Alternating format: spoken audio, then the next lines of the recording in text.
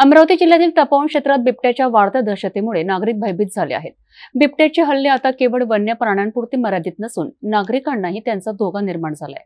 या संदर्भात तपोवनमधील नागरिकांनी थेट जिल्हाधिकारी कार्यालयावर धडक दिली आणि त्यांना निवेदन देत आपल्या व्यथा मांडल्यात। अमरावती शहरालगतच्या तपोवन परिसरातील नागरिक सध्या बिबट्याच्या वाढत्या वावरामुळे प्रचंड धास्तावले आहेत।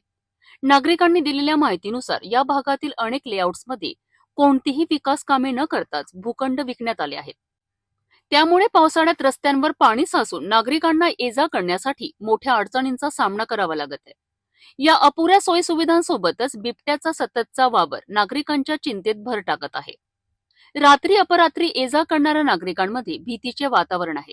विशेष म्हणजे बिबट्याने आतापर्यंत अनेक कुत्र्यांवर हल्ले करून त्यांना ठार केले आहे आणि आता स्थानिकांना बिबट्या मानवावरही हल्ला करेल अशी भीती सतावत आहे। या गंभीर समस्येकडे प्रशासनाने तातडीने लक्ष देऊन योग्य उपाययोजना करावी अशी मागणी नागरिकांनी जिल्हाधिकाऱ्यांकडे केली आहे। सर, माझं नाव लक्ष्मी भगत आहे।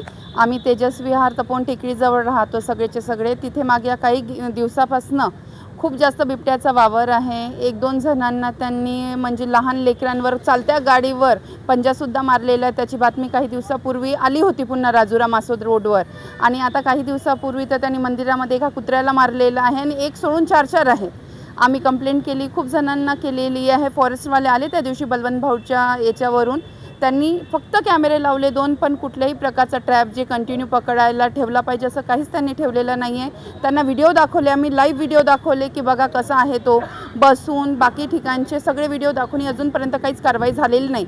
रात्री बेरात्री आम्हाला त्या रस्त्याने यावं लागते। एक तर त्या रस्त्याचा जर तुम्ही येऊन बघितलं तर पूर्ण जंगलाचा रस्ता आहे। आता कुठेतरी प्रयत्नांनी तो रस्ता सुरू करण्यासाठी तिथलं काम सुरू झालेलं आहे, तेही फक्त दगड टाकून झालेलं आहे। अजूनही त्याच्यावर पूर्णपणे खडीकरण झालेलं नाही आहे। आणि ह्या घटना जर आम्हाला रात्री बेरात्री येताना जर आणखीन काही झाली, मुलांना हानी झाली, ट्युशनवरून मी स्वतः ट्युशन घेते तर रात्री 9-9 वाजता मुलांना घेऊन जाते।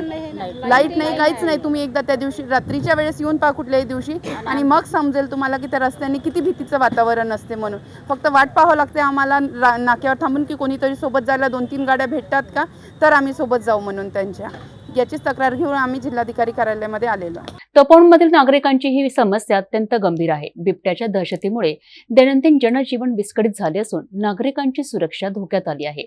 जिल्हा प्रशासनाने यावर लवकरात लवकर तोडगा काढून नागरिकांना दिलासा द्यावा अशी अपेक्षा आहे।